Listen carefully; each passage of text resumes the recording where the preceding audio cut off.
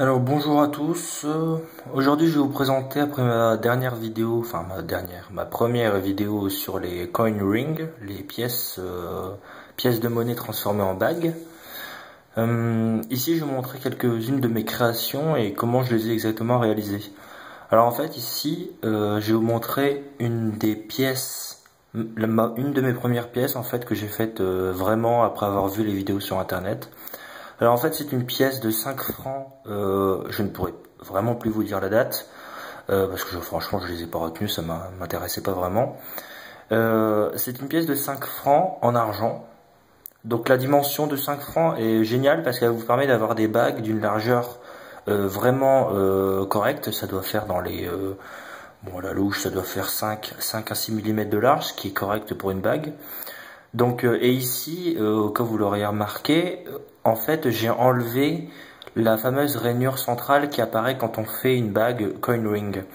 En fait, ce qui apparaît, c'est que si on veut garder la date et les différentes références type République française ou alors Republic of America ou autre chose, on est obligé de garder une dorsale au milieu, histoire de garder les inscriptions.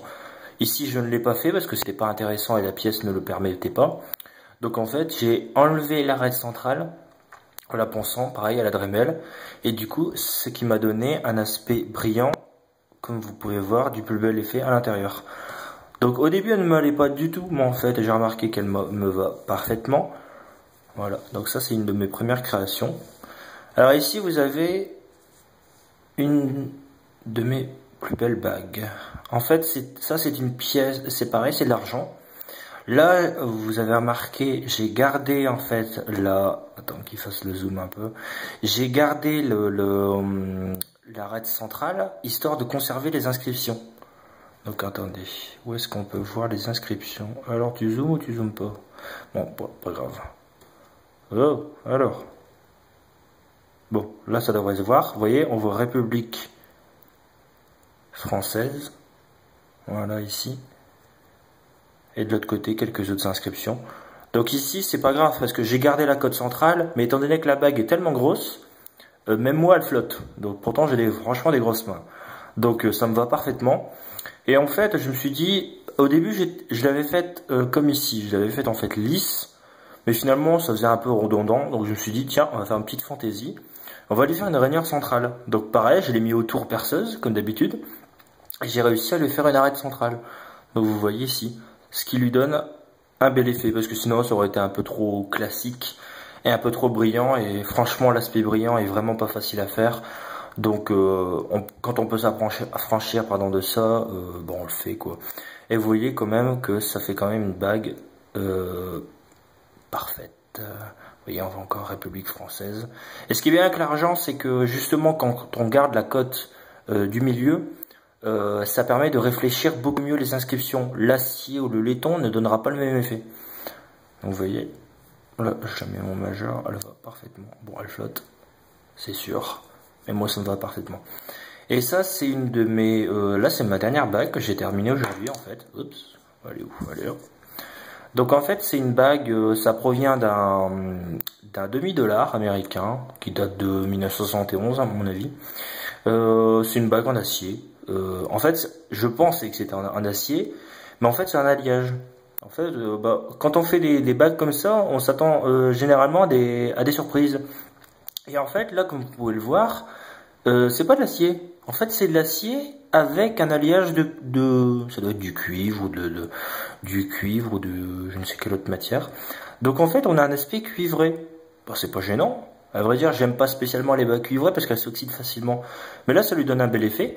Donc vous voyez, décidément, quand il veut pas faire le zoom, cette caméra. Enfin, cette caméra, c'est portable. Allez! Je sais pas pourquoi il zoome pas de moment. Bref. Et en fait, ici, je me suis amusé cet après-midi à lui faire un petit côté artistique. Donc, je sais pas si vous arrivez bien à voir, mais un aspect crénelé, en fait, sur le tour. Voilà, travailler. Et ici, à chaque fois, ici, un coup de comment dire, de ponceuse, Dremel, comme d'habitude, histoire de lui donner des crans, en fait. Mais tout ça léger, donc en fait, on le voit uniquement par le reflet. Donc vraiment c'est l'aspect recherché. Donc tout a été poli pour éviter que ça soit coupant. Donc c'est vraiment pas facile, celle-là m'a pris vraiment pas mal de temps. Et donc ça donne cet effet. Je suis pas mécontent, franchement.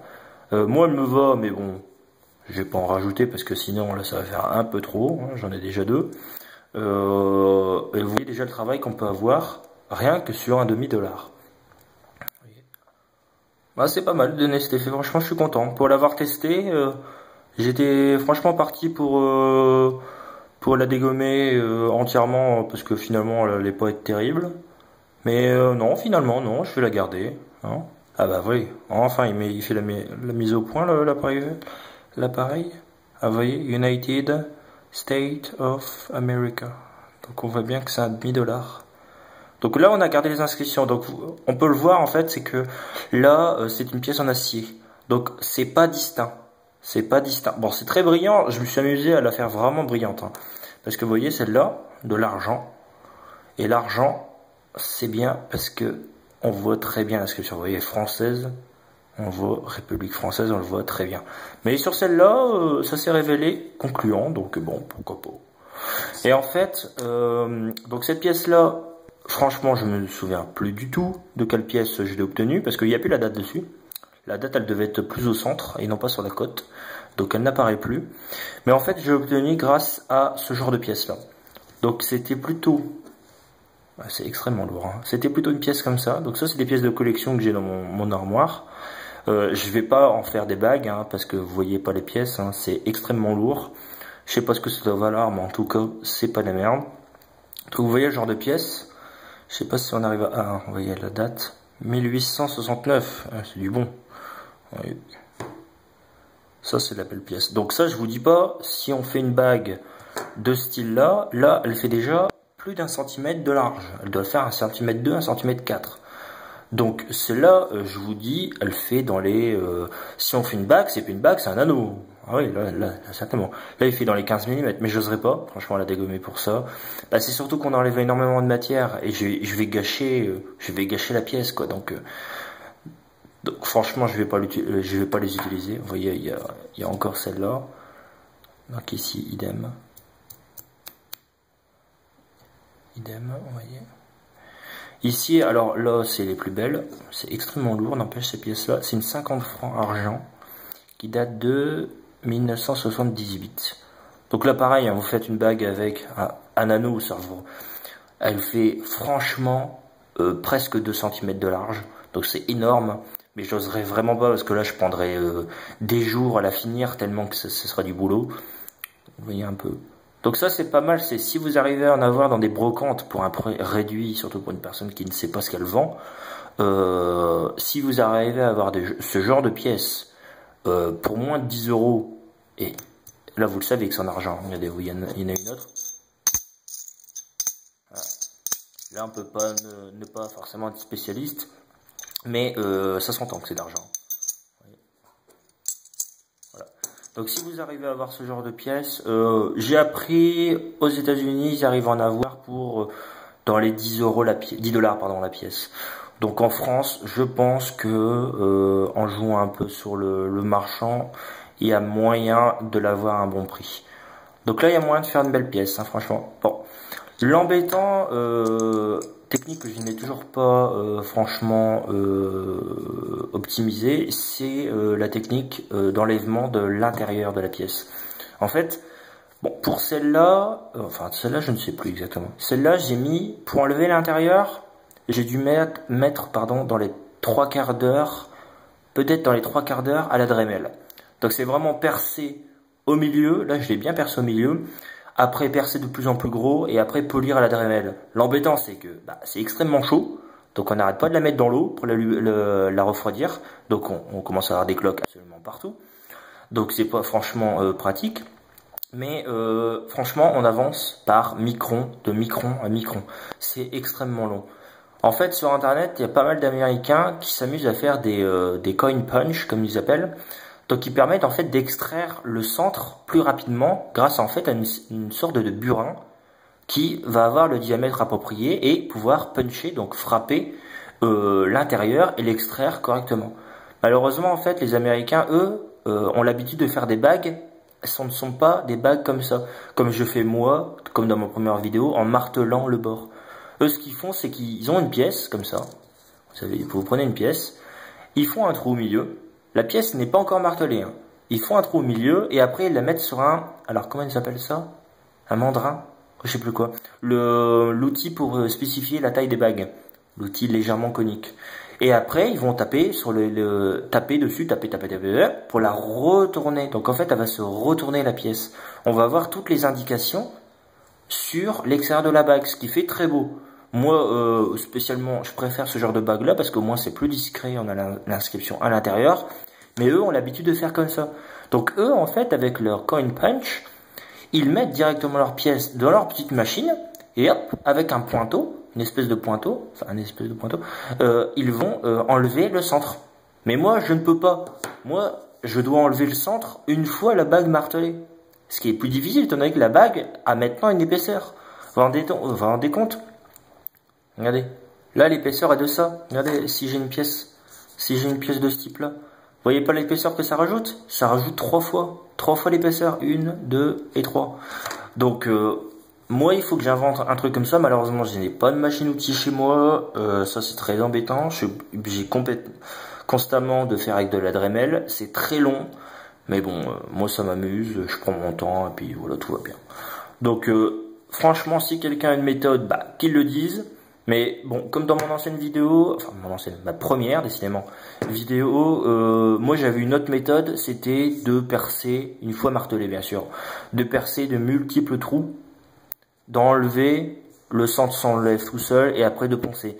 C'est long et bien sûr ça vous nique un forêt par pièce, parce que le forêt il va tellement chauffer qu'il va se dégommer. Donc je vous dis pas la Dremel, là elle gueule vraiment quand on perce, surtout de l'argent. Ou alors d'autres matériaux, parce que l'argent ça a tendance à chauffer énormément, conductivité thermique c'est du fou. Donc si quelqu'un a une autre méthode, bah qu'il le dise, parce que c'est vrai qu'il n'y a pas beaucoup de Français qui font des pièces, des coin ring. Donc bon, moi je m'amuse à faire ce genre de vidéos parce que voilà, c'est toujours intéressant, des vidéos en français, on en trouve tellement peu. Donc franchement, moi le plus embêtant pour faire des pièces, c'est que je prends trop de temps à enlever le centre. Donc ce qui est vraiment pas pratique. Pour une pièce comme ça, je mettrais quoi? Dans les 3/4 d'heure, 1 heure de martelage, parce que je prendrai mon temps, surtout pour éviter de la dégommer. Je vais prendre pareil, 3/4 d'heure juste pour enlever le centre. Vous voyez pas le temps que ça prend. Et 1h30, on va dire, 1h30 à 2 heures de ponçage intensif à la pâte à poncer Dremel et à l'efface rayure. L'efface rayure pour voiture, c'est très pratique. Parce que la pâte à Dremel, la pâte à poncer, pardon, Dremel, c'est un degré de ponçage de, alors si mes souvenirs sont bons, c'est 410, 420. Donc ce qui est vraiment bien. Mais la pâte à, comment dire, la pâte à poncer pour voiture, l'efface rayure, là c'est un degré qui doit franchement être proche du 1000. Donc voire plus, c'est vraiment une pâte où on ne voit même pas les grains. Donc ça vous donne un aspect glossy assez rapide. Donc voilà un peu un tour d'horizon des techniques pour les coin ring. Donc franchement je vous dis le tout c'est qui prend vraiment du temps pour rien, c'est juste d'enlever le centre. Donc pour l'instant je n'ai pas de méthode. Pour l'instant bon ça me dérange pas, on va dire une bague je fais une bague dans les 3 heures, 3h30, donc ça va encore. Mais c'est vrai qu'on pourrait raccourcir le temps si j'avais coin punch. Ce que je n'ai pas, donc pour l'instant on fait avec quoi. Donc si vous avez des questions, bah n'hésitez pas, hein. Moi je réponds toujours, hein. Je regarde mes mails toutes les 5 secondes. Donc et puis bon, si vous voulez vous y mettre, bah je vous dis commencez. Vous pouvez commencer par les bagues qui sont faites très belles, c'est celle que j'ai mis dans ma première vidéo. C'est les bagues faites avec des 20 centimes ou des 50 centimes d'euros. En fait, c'est un alliage en fait de cuivre et de laiton, donc ça donne un nom particulier, et qui a en fait une couleur qui se rapproche énormément de l'or. Franchement, j'en ai fait 2 comme ça, une de 20 centimes juste pour tester, c'était ma première, et une de 50 centimes, ça c'était pour un ami. À s'y méprendre, c'est de l'or. On peut rien faire contre, ça a franchement l'allure, la brillance, la texture de l'or.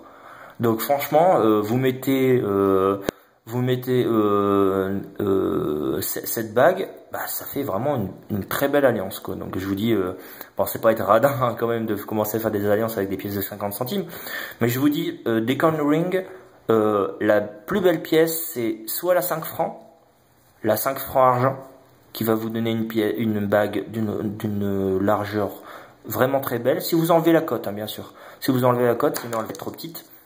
Donc vous voyez, franchement, là, bah, nickel la bague, hein, vous voyez. Hein, on pourrait même ajouter des inscriptions, je sais pas quoi.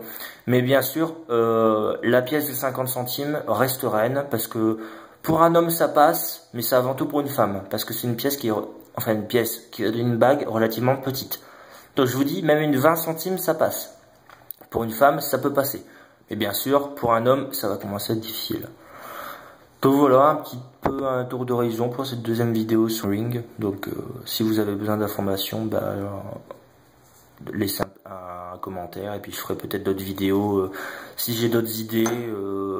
Mais là que je suis en vacances, j'en profite un peu, quoi. Donc voilà. Bon, bien bonne journée à tous. Bye.